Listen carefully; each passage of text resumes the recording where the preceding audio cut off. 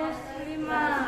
Ada di bagian sebelumnya partikel dalam benda dan makhluk hidup sebenarnya sudah kita bahas sedikit di bagian listrik statis, tapi kita bahas lagi sedikit lanjutannya lebih detail lagi ada di sini. Masih ingat nggak waktu belajar listrik statis bahwa bagian terkecil dari suatu benda itu disebut dengan atom, dan di dalam atom ada yang namanya inti atom. Dalam inti atomnya ada proton dan di dalam inti proton dan neutron, sedangkan di bagian luarnya ada kulitnya yang diisi oleh elektron. Ingat nggak kalian waktu kecil suka main kembang api? Apa sih? Waktu kecil kan suka main kembang api. Kenapa kembang api kalau dikasih apa sih? Api malah jadi nyala dan bagus nyalanya. Ada warna-warni juga kan? Kalau kembang api yang naik ke atas itu kan warna-warni. Yang termasuk kembang api yang muter juga warna-warni. Itu kenapa bisa warnanya berbeda-beda?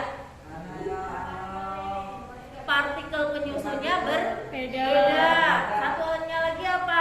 Elektron yang berpindah jumlahnya juga berbeda. Ingat waktu di listrik statis saya bilang elektron bisa berpindah. Nah, perpindahan elektron itu bisa memunculkan cahaya kalau dikasih energi. Buktinya kembang api dikasih energi berupa panas api, sehingga energi tersebut digunakan oleh partikelnya untuk menyala.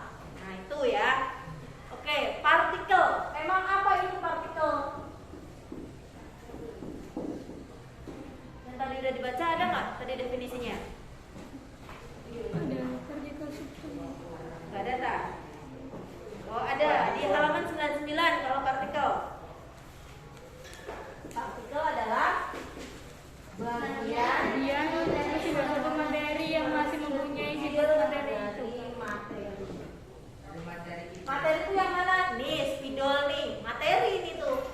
Nih, saya materi. Tempat tulis, materi. Jadi materi itu kayak benda lah. Nah, bagian terkecil dari spidol ini disebut dengan partikel. Partikel sendiri dibagi menjadi 3 bagian. Ada yang namanya atom, bisa bukan dibagi menjadi 3 ya. Dapat berupa atom, dapat berupa ion, dapat berupa juga molekul. Nah, kita akan fokus dulu ke atom. Nantilah ion. Ion baru paham kalau kita udah mengerti atom. Atom terdiri dari apa? Oh, sebelum itu atom terdiri dari apa? Kita lihat dulu perkembangan teori atom. Sudah dibaca di halaman 107. Perkembangan teori atom, ada kan? Ada. Nah, pertama teori atomnya siapa? John Dalton. Yang kedua Joseph John Thomas. J.J.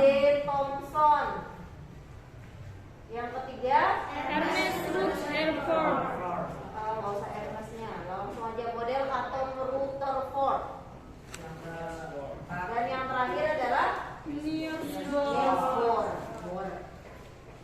Model atom Dalton, model atom Thomson, model atom Rutherford, dan model atom Bohr. Pertama yang muncul adalah teori atomnya Dalton. Itu ilmuwan pertama yang benar-benar dimulai dari penelitian dulu.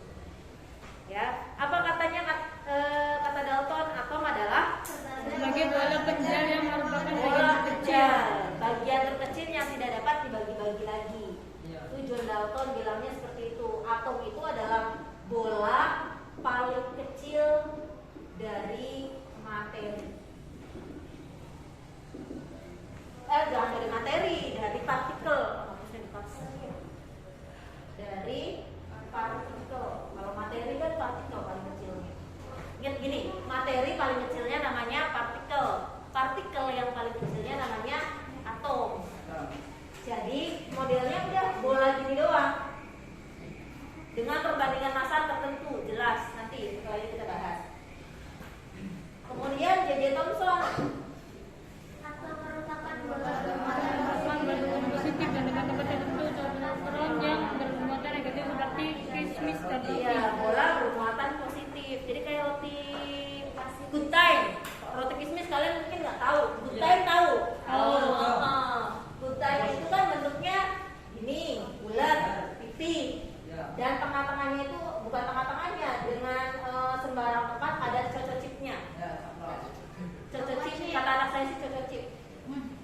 Delta-chipnya tersebar rata. Nah, kata Thomson seperti itu. Jadi si biskuitnya itu adalah proton. Biskuitnya adalah proton. Berarti bermuatan apa proton? Ingat nggak waktu positif waktu semester 1. Kemudian si contoh-chipnya ini adalah elektronnya bermuatan negatif. Tapi masih banyak kelemahan dari sini. Jadi ini disebut dengan model atom Rothy-Kismis zaman dulunya dia. Rutherford itu lebih spesifik lagi. Atom berbentuk bola, di dalamnya ada inti atom yang bermuatan positif dan elektron yang di kulit juga, tapi kulitnya itu dia sembarang, tidak menjelaskan di mana letak elektronnya, itu Rutherford. Dan yang terakhir adalah Bohr. Ini udah jelas bahwa inti atom terdiri dari proton dan neutron, dan di kulitnya, kulit atom ada elektron yang sesuai dengan tingkat energinya masing-masing. Lebih jelasnya lagi kita akan fokus di SMA. Kalian akan fokus di SMA. Nanti saya ajarin tentang kulit-kulit elektron aja ya di kulit KLMN pertemuan berikutnya. Ini adalah model-model atom. Atom itu yang seperti apa sih? Contohnya?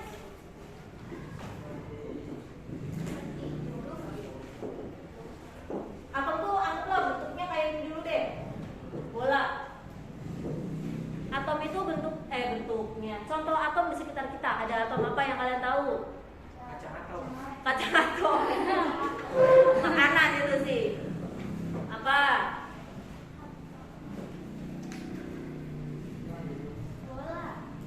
Bola. Yang kalian hirup setiap hari? Udara. Apa? Oksigen. Tuh, apalagi? Karbon dioksida masuknya ke molekul. Kenapa? Karena karbon dioksida itu CO2, gabungan dari oksigen dan karbon. Berarti contoh atom adalah karbon. Kalian pernah disuruh beli pupuk nggak sama orang tua? Tidak. Yang pernah, kalian akan melihat komposisinya. Ada fosfor, ada sulfur. Pernah dengar? Fosfor, sulfur, magnesium. Atau nggak usah dari pupuk lah, dari makanan, dari bagian belakang makanan. Kandungan nilai gizi terdiri dari yang vitaminnya ada magnesium, ada kalsium, ada kalium. Pernah melihatnya informasi nilai gizi seperti itu? Nah, itu adalah atom. Ada magnesium, kalsium. Butuh nggak tubuh kita kalsium? Butuh banget. Di dalam tubuh kita juga ada besi. Bahasanya adalah ferrum Fe.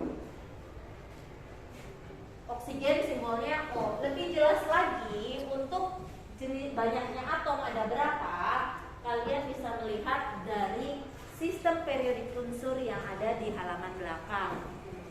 Nih. H itu untuk hidrogen. Ada Li, di bawahnya H ada Li. Li itu apa? Litium. Bawahnya litium ada Na, natrium, bahan pembuat uyah alias garam yang asin. Ada di bawahnya K itu kalium. Bawahnya kalium ada Rb itu rubidium. Bawahnya Rb rubidium ada Cs, cesium. Ada lagi bawahnya paling bawah Fr, francium. Coba pojok sebelah sini, pojok sebelah kanannya lagi ada He, itu helium. Helium dipakai untuk apa? Untuk bahan pengisi balon udara. Ne, neon. Kamu apa ya neon? Ya lampu neon sih. Dalamnya itu adalah gas neon. Ar, argon. Buat lampu juga sama, lebih terang cahayanya. Kr, kripton. Sama. Kalau yang center ya, di sini memberi center. Ada lagi xenon, masih sama dipakai untuk lampu dengan lampu jarak tembak yang lebih jauh lagi. Di sini contohnya adalah mercusuar. Tahu nggak mercusuar? Yang buat penanda di pelabuhan. RN itu radon. Ini sejenisnya. Kalau untuk UO itu dia jenis lantanida ya, buatan, biasanya gabungan dari unsur-unsur yang sudah ada, itu buatan. Nah ini yang semua bahan-bahan ini ada di bumi, ada yang berkolaborasi menjadi molekul, contohnya C dengan O menjadi CO2.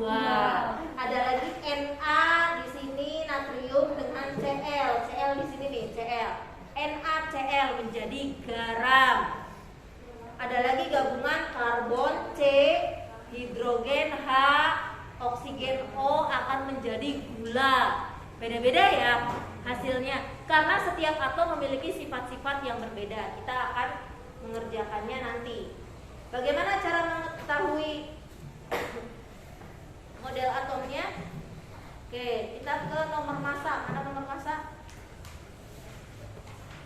Nomor atom dan nomor massa 111 ya.